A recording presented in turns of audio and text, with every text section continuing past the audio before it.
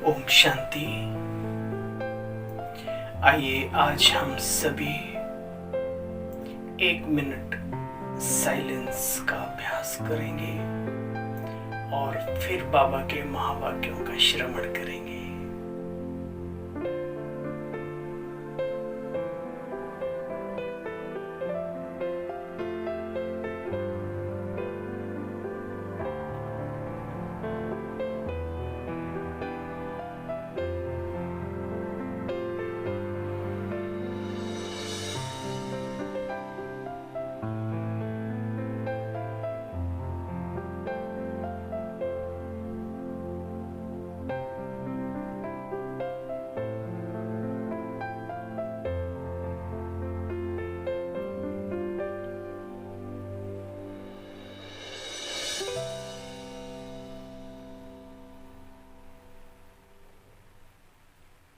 ओम शांति।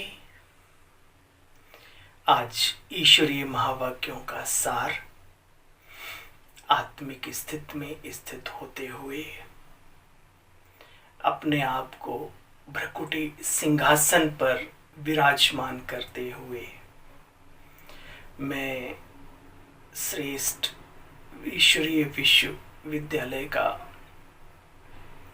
एक उच्च वर्गीय विद्यार्थी हूँ। इस सम्मान में रहते हुए बाबा के महावाक्यों को हम महसूस करेंगे, सिर्फ सुनेंगे नहीं, और ऐसा महसूस करेंगे कि ये ईश्वरीय महावाक्य सिर्फ और सिर्फ मेरे लिए हैं। तो आइए आज बाबा कहते हैं, मीठे बच्चे अपने दिल रूपी दर्पण में देखो, हमारे में कोई अंदर भूत तो नहीं है। भूतों को निकालने का प्रयत्न करते रहो। है तो सबके अंदर, किसी में कम किसी में ज्यादा। तो बाबा कहते हैं पहले चेक करो कौन कौन से भूत हैं, दिल दर्पण में देखो और फिर उनको निकालने का पुरुषार्थ करो। इसी में हमारा कल्याण है। बाप और बच्चों के बीच संगम पर दुनिया से बिल्कुल न्यारी रस्म चलती है। बच्चे कौन सी जानते हो? बाबा ने कहा दुनिया में बच्चे बाप को नमस्ते करते हैं, लेकिन यहाँ बाप अपने बच्चों को नमस्ते करते हैं। खुद कहते हैं मीठे मीठे बच्चे, मैं तुम्हारी सेवा में उपस्थित हुआ हूँ। बाबा के महावाक्य, बच्चे मैं तुम्हारी सेवा में उपस्थित हुआ हूँ, तुम मेरे से भी बड़े ठहरे। दूसरा, मैं निरहंकारी निराकारी बाप हूँ, तो पहले नमस्ते करूँगा मैं, बाबा स्वयं। क्योंकि निरहंकारी है, निराकारी है, तो बाबा स्वयं ही बच्चों को नमस्ते करते हैं। संगम पर ये न्यारी रस्म है। संसार में छोटे बड़े को करते हैं, यहाँ बड़े से बड़ा बाबा अपने बच्चों को नमस्ते करते हैं। बाबा बड़े निरहंकारी बच्चों को नमस्ते करते हैं, है ना। ओम शांति। यहाँ बैठे भी सभी की सेवा हो जाती है। बच्चे देखो, ऐसे नहीं कि सभी के पास जाना होगा। बाबा एक एक दरवाजे पर जाके बोले मैं भगवान हूँ, मुझे पहचानो। एक एक व्यक्ति के पास जाए नहीं। बाबा ने कहा यहाँ बैठे ही, जैसे पावर हाउस होता है ना, पावर देता रहता है सब। तो ये मधुबन में बाप दादा आए हैं, वहां से पूरे विश्व के अंदर ये कार्य देखो फैल गया। यहाँ बैठे भी सभी की सेवा हो जाती। ऐसे नहीं कि सभी के पास जाना है। सारी सृष्टि का कल्याणकारी दाता तो एक ही है ना, अनेक नहीं। वो एक निराकार परमपिता परमात्मा। उनकी भेंट किसी मनुष्य से कर ना सके। कोई भी मनुष्य सेवा नहीं कर सकता जितनी शिव बाबा करते हैं। उनकी भेंट में मनुष्य कोई सेवा कर ना सके। उनकी है ही बेहद की सेवा, चर अचर का स्वामी है। तो स्वामी का मतलब क्या है कैसे ये टाइटल मिला है उसे? क्योंकि उसने चर अचर की सेवा की है, परिवर्तन किया है, अच्छाई भरी है, शक्तियां भरी हैं, गुण भरे हैं, प्रकृति को भी पावन किया है, उनकी बेहद की सेवा है। हाँ, और सुनो, अब गीत बजा है, जाग सजनिया जाग, नवयुग आया की आया। देखो बच्चे, कितना अच्छा गीत है। नवयुग पर भी समझाना चाहिए, युग भी भारतवासियों के लिए है। भारतवासियों से फिर वह सुनते आए हैं ना, सतयुग, त्रेता युग, द्वापर आदि। यह तो जानते हो ना, यह तो जानते नहीं कि भगवान ने गीता कब उच्चारण की।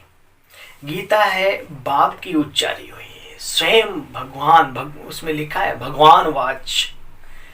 लेकिन उसमें उस निराकार सर्वशक्तिमान परम पिता परमात्मा के बदले बच्चे का नाम डाल दिया, जो सृष्टि का प्रथम राजकुमार सतयुगी दुनिया का है, जो नेक्स्ट टू गॉड है, उसको गॉड समझ करके श्री कृष्ण भगवान वाच नाम डाल दिया है, जबकि वास्तव में उसका खेल है निराकार परमात्मा का। और उसमें लिखा है, हे अर्जुन, देह सहित देह के सर्व संबंधों को त्यागो, मुझे याद करो। तो ये कोई देहधारी तो कह ही नहीं सकता, ना देवता कह सकता है, ना धर्मात्मा कह सकता है, सिवाय एक परमात्मा के। साधारण आत्माओं की दुपाती छोड़ो।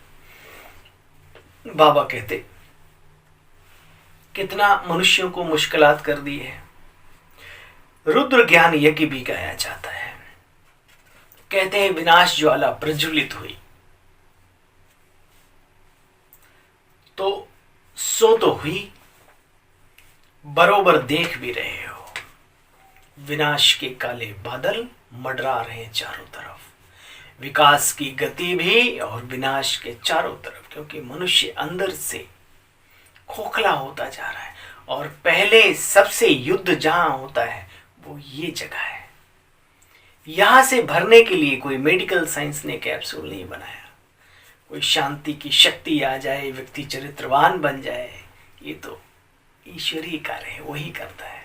बाबा कहते हैं, सो तो बरोबर देख भी रहे हो, इस समय बाप साकार इस ब्रह्मा तन में आया हुआ है।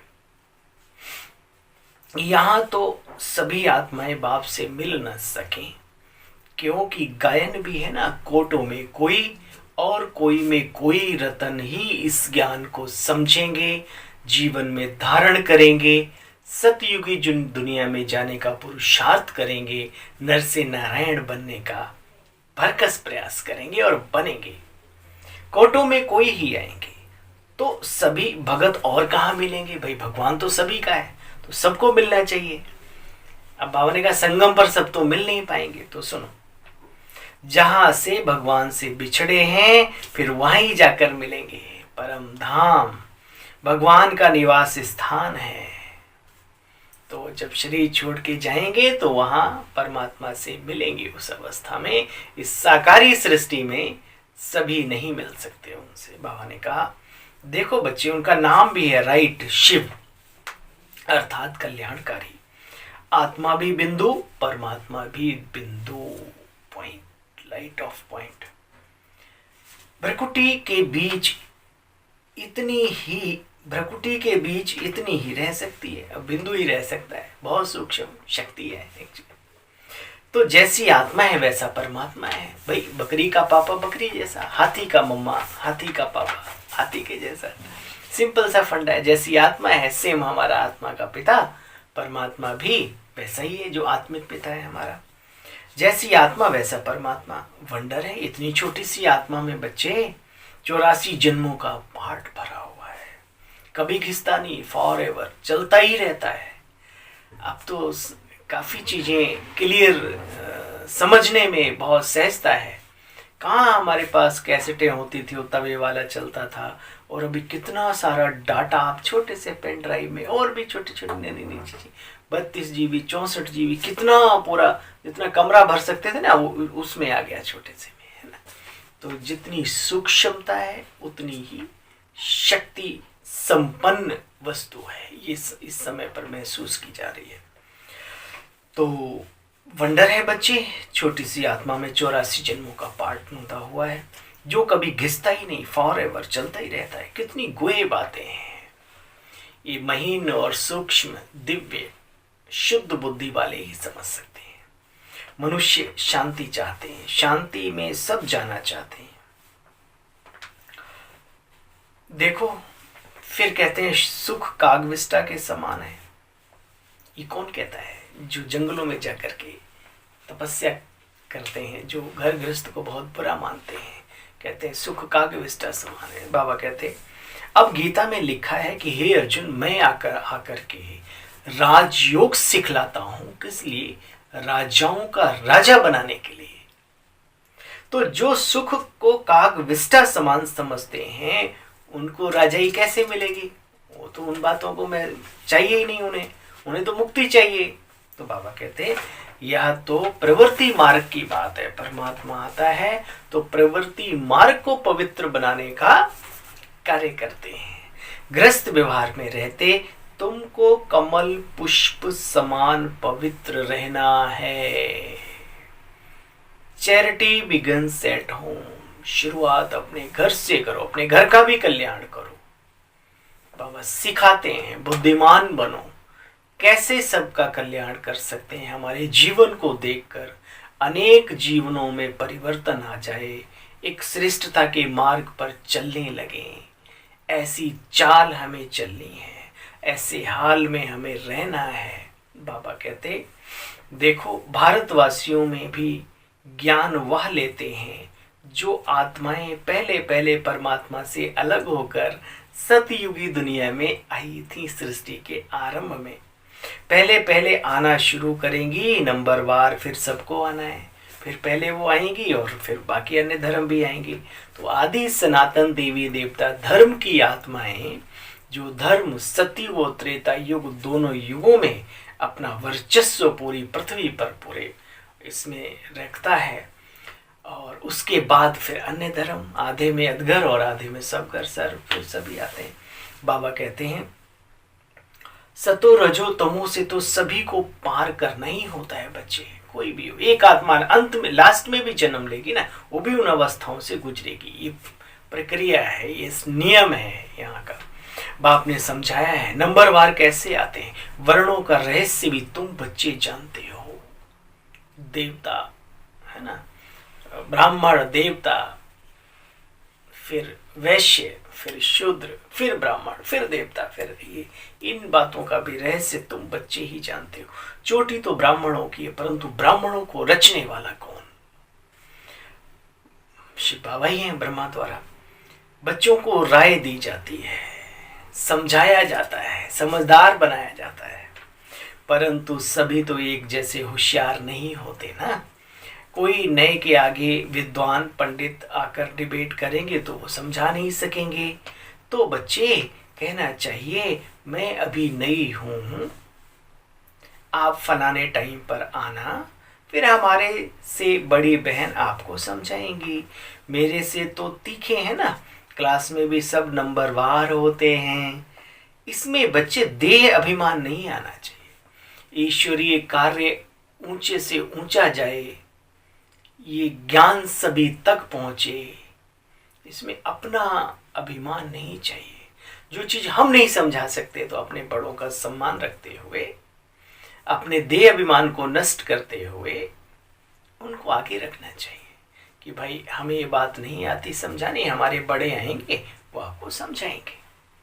लेकिन इसमें चाहिए निरहंकारी अवस्था। देखो भारत में जब स्वर्ग होता है तब और धर्म वाले गति में होते हैं। भारत सदगति अर्थात जीवन मुक्ति में है। यह सब राज बाबा बैठकर समझाते हैं जो धारण करना है। जब इस भारत में सदगति होती है भारतवासियों की, तब सारे गति में ऊपर मुक्ति धाम में बैठे होते हैं। भक्ति मार्ग वाले कहते हैं वेद शास्त्र उपनिषद सबसे ईश्वर मिलता है। बाबा ने बहुत अच्छी बात कही, परंतु बच्चे ऐसे है थोड़ी। ईश्वरीय प्राप्ति की तुलना इस संसार से नहीं की जा सकती। फिर भी वो कहते हैं, बाबा कहते हैं, बच्चे कोई शिमला की पहाड़ी थोड़ी है कि जहां से भी जाओगे तो पहुंच जाओगे। नहीं, उसमें लिखा हुआ है, हे अर्जुन जप तप। अब ये क्या है, गीता सर्व शास्त्रों में शिरोमणि है, उसमें लिखा हुआ है स्पष्ट, हे अर्जुन मैं जप तप हठ योग कर्म कांड इत्यादि से प्राप्त नहीं होता हूं। मेरी प्राप्ति का एकमात्र माध्यम उपाय है, वो है राजयोग। और वो राजयोग स्वतः ही मैं आकर के परम धाम से सिखाता हूं।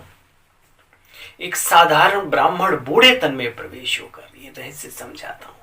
कुछ लोग जो मूढ़मती हैं वो मेरे को साधारण देख करके समझते नहीं, मेरी ग्लानि करते हैं, आदि आदि ये बातें आती हैं। तो बाबा कहते हैं ईश्वरीय प्राप्ति का मार्ग भी सिर्फ एक ही है, वो है राजयोग पद्धति।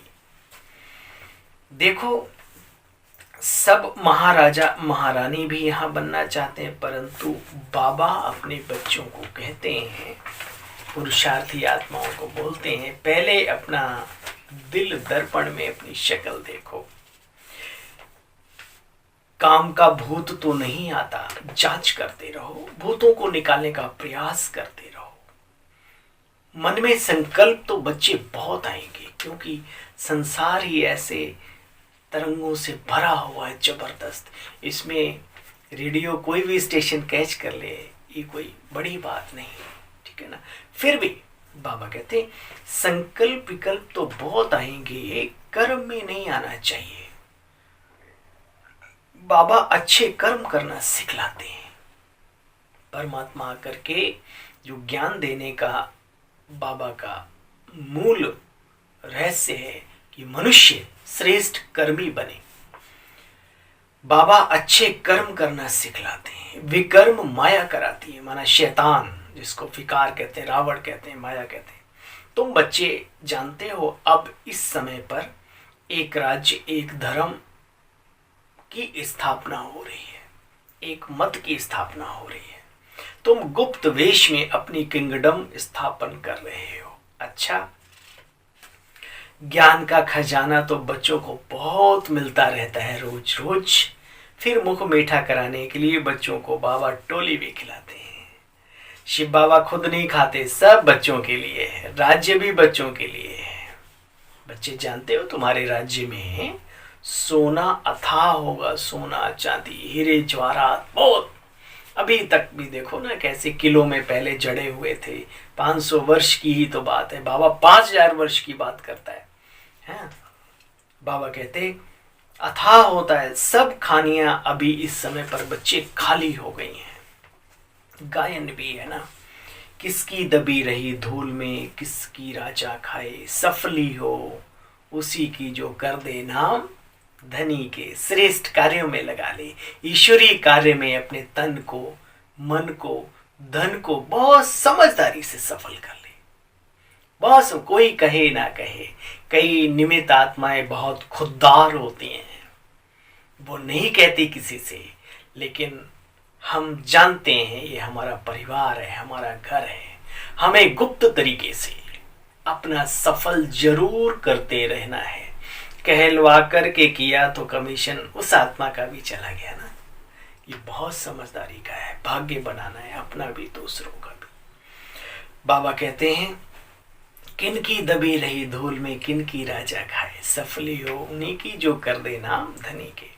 अच्छा, मीठे मीठे, हाँ भाई, आज बाबा ने बहुत अच्छी तरीके से याद प्यार दी। मीठे मीठे स्किल दे बच्चों प्रति माता पिता बाप दादा का याद प्यार और नमस्ते। माताओं को वंदे मातरम। वाह, माताएं कितनी सौभाग्यशाली हैं जो स्पेशल बाबा आज आपको याद कर रहे हैं। माताओं को वंदे मातरम, बच्चों को प्यार, सबको गुड मॉर्निंग। अब रात पूरी होती है बच्चे, गुड मॉर्निंग आ रहा है, नया युग आ रहा है ब्रह्मा कुमार और ब्रह्मा कुमारियों के लिए, क्योंकि मेहनत तो यही कर रहे ना नए युग में जाने के लिए। अच्छा, ओम शांति। सार सुना? अभी आज का वरदान बाबा से लेंगे, वरदानी वरदाता बाबा से। देह का अहंकार व अभिमान के सूक्ष्म अंश का भी त्याग करने वाले आकारी सो निराकारी भव। बाप दादा कहते हैं कईयों का मोटे रूप से देह के आकार में लगाव व अभिमान नहीं है, लेकिन देह के संबंध से अपने संस्कार विशेष हैं, बुद्धि विशेष है, गुण विशेष हैं, कलाएं विशेष हैं, कोई शक्ति विशेष है। उसका अभिमान अर्थात अहंकार, नशा हल्का, रोब। तो बाप दादा कहते बच्चे यह भी सूक्ष्म देह अभिमान है, जो आत्माओं को यह अभिमान कभी भी आकारी फरिश्ता व निराकारी बनने नहीं देगा। इसलिए बहुत सूक्ष्म चेकिंग करनी है। ऐसे मार्ग पर हमने कदम रखा है जहां पर पग पग पर सावधानी रखनी है। अगर पास होना है तो विद ऑनर। इसके लिए अंश मात्र का भी त्याग करो तो सहज ही आकारी सो निराकारी बन सकेंगे। अव्यक्त फरिश्ता और आत्मिक स्वरूप में वो स्थिति टिक सकेगी। कब? जब अपनी विशेषताओं का भी, अपनी शक्तियों का भी, अपने गुणों का भी सूक्ष्म में भी नशा ना हो। क्योंकि ये सब कुछ देन किसकी है? उसके ना होते तो ये सब कहां से आता? विचार करो। स्लोगन आज का है, समय पर सहयोगी बनो तो पदम गुणा रिटर्न मिल जाएगा। जब जरूरत है तब कंधे से कंधा मिलाया ईश्वरीय कार्य में बाबा कहते पदम गुणा रिटर्न मिल जाएगा। वरना तो एक दिन आएगा लोग पोटलियां डाल डाल के जाएंगे, फेंक के जाएंगे, सफल नहीं होगा, उसका कुछ मिलेगा नहीं, चाहे ब्राह्मण हो चाहे अज्ञानी हो। तो बाबा कहते समय पर सहयोगी बनो तो पदम गुणा रिटर्न मिल जाएगा। अच्छा भाई, आप सभी बहन भाइयों को, बुजुर्गों को, बच्चों को बाबा की तरफ से ओम शांति और अपने इस भाई की तरफ से भी गुड मॉर्निंग, ओम शांति। हंसते रहो, चलते रहो और अपने लक्ष्य को प्राप्त करते रहो। ओम शांति। आप नए हैं चैनल पर तो सब्सक्राइब करना ना भूलें, वीडियो को लाइक शेयर